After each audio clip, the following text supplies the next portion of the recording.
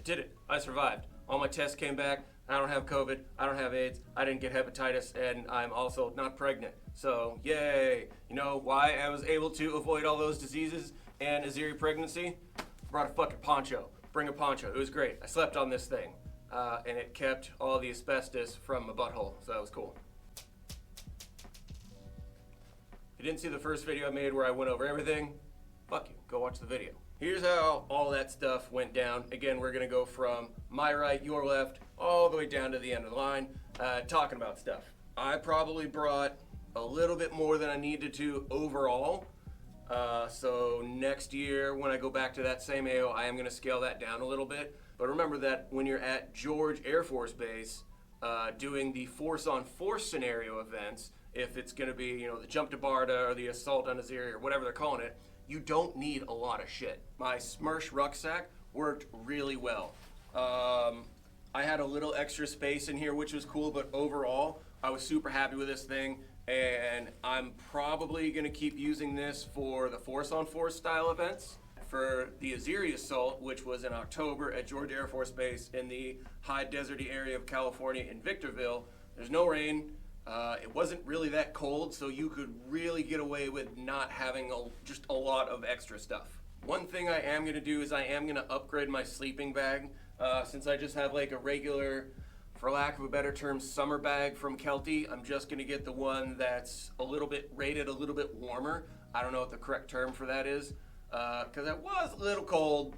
So just for like comfort, for like creature comfort reasons, I'm gonna get a slightly warmer sleeping bag. Also, I am planning on going to the event in Clovis in February, which is probably gonna be cold as dog dicks. So I'm definitely gonna wanna get a warmer sleeping bag. I'm also gonna upgrade to a waterproof bivy bag.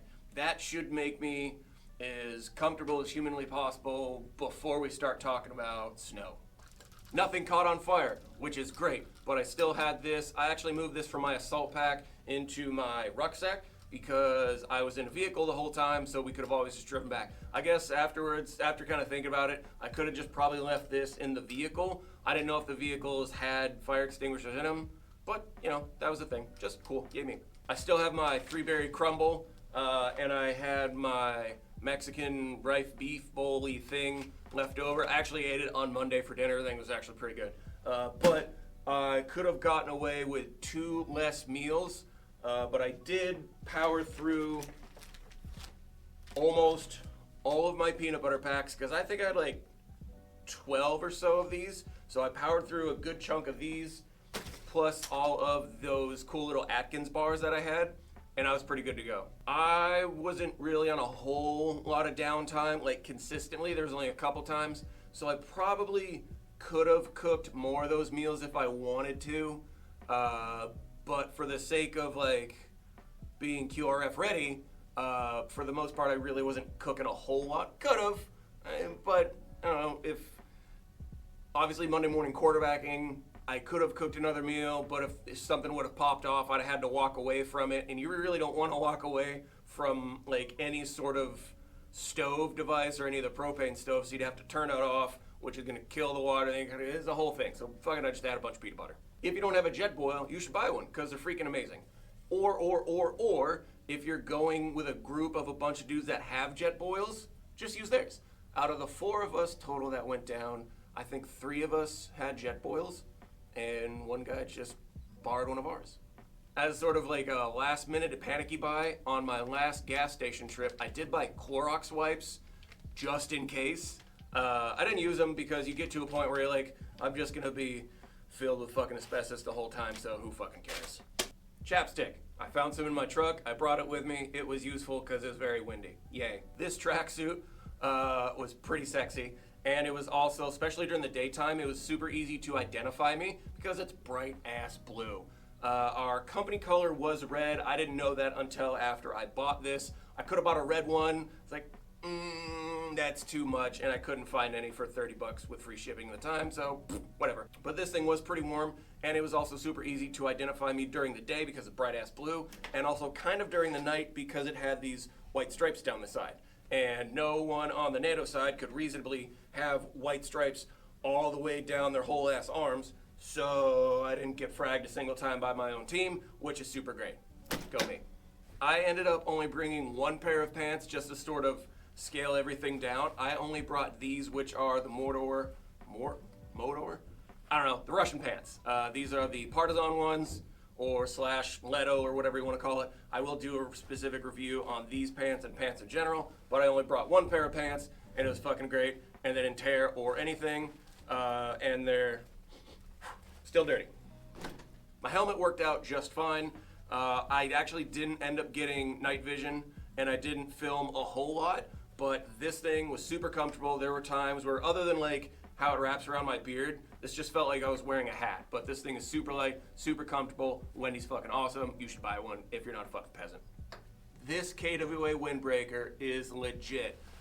This was actually like my MVP piece of equipment throughout the whole event, especially at night when it got cold, and Saturday night into Sunday morning was stupid windy. So I was literally in my sleeping bag wearing this as a layer, as well as this is my outermost layer because to keep more of the wind out. And there was times during the actual event, like mostly in the morning for the first couple hours where it's still super cold, I would go this as an under layer and this as an outer layer, and I was pretty toasty. But this KWA windbreaker is my MVP piece of equipment. This shirt was actually a lot of fun to wear. Again, it was also super easy for players to identify me because no NATO person's gonna wear this. It was pretty stretchy, which I don't know if it's supposed to be or not, but I don't believe this is an actual Russian top because there's no Russian writing anywhere on it, and I got it off Amazon, versus the ones that I bought, that I sell in my store that I got from Amped, have actual Russian tags on them, so there's that. I might get another size up. The fit on these is kind of weird, or maybe I'm just a fat bitch, so there's that to factor in, but this did feel kind of tight and mid-driffy, or I'm just fucking fat, so there is that to factor in. But for like cosplay reasons and for like purpose of LARPy blah blah blah, this was super fun to wear. But it wasn't very warm, so I wasn't really walking around a whole lot with just this shirt on because, I mean, I don't know if you can, I could see through this, so I don't know if you can like see my face through this, but I can see my camera through this shirt. So if it was like a hotter time of year, I could see this being a thing. Not in October, shit was cold. My E&L performed flawlessly for maybe, I don't know, the 10 times I actually shot it. So I was the company XO, so I wasn't like kicking in doors and doing all kinds of like crazy platoon level assaults. I was, you know, on the radio and seeing who needed BBs and who needed medic water and just sort of in the truck like me. But I don't really think I use my rifle a whole lot. I don't really care about gunfights when I play Airsoft. I love Manager Sim. That's the most fun way for me to play Airsoft is Manager Soft. This Haley rig is fucking sex. It's amazing. It performed very well. I had a bunch of space in like pockets and stuff and things to put like my snacks and all my extra whiz-bang gizmos and whatnot. The collapsible nature of this bag was very helpful because I could either sort of compress it down just for a smaller silhouette, or I could expand it, which I didn't expand it a whole lot because it was really all I was carrying in the back of here was like my windbreaker and some food and stuff like that, but nothing crazy. My boo-boo kit did get used because a couple guys, you know, they get boo-boos or they'll get shot in the finger, it'll break, skin gets weird, they just kind of want to clean it up. Boo-boo kit came in very handy. My light and compass were also very handy. So I just found out that they sell these on e-bike in the flashlight section. They're super handy. In my little admin pouch, I had a spare battery, a spare USB battery for my GoPro filming. I had my map with some dry erase markers. Oh no, that's coming off. There we go. My notepad, which I actually didn't use. I thought I was gonna need it. I didn't, because I had my fucking phone. And we had group chat. So, had my protractor compass dealy, which again I didn't use because it's fucking Georgia Air Force Base, and I was just on ATAX the whole damn time. So there's that. Oh, there's my other. Hey, my pen. I found it finally. The weapon of the XO. But dude, this Haley pack was absolutely astounding. I highly recommend it. I understand that like it's probably a little out of some people's price point, but for a chest rig, this fucking thing is sex. So the good news is that my Code Red headset performed flawlessly. The bad news is it broke. So, you know, that's not good. But technically it still does work. If I just kind of do like this and like, I don't know, duct tape it around my head. So I'll probably just buy another one. But the part that goes around the back of your neck, that broke off. But the microphone and the earpiece were fucking great. And I think these things are only like, the headset itself is like $50-$60, something like that. That is worth it. If you're mil-simming on a budget, those Code Red headsets are legitimately amazing.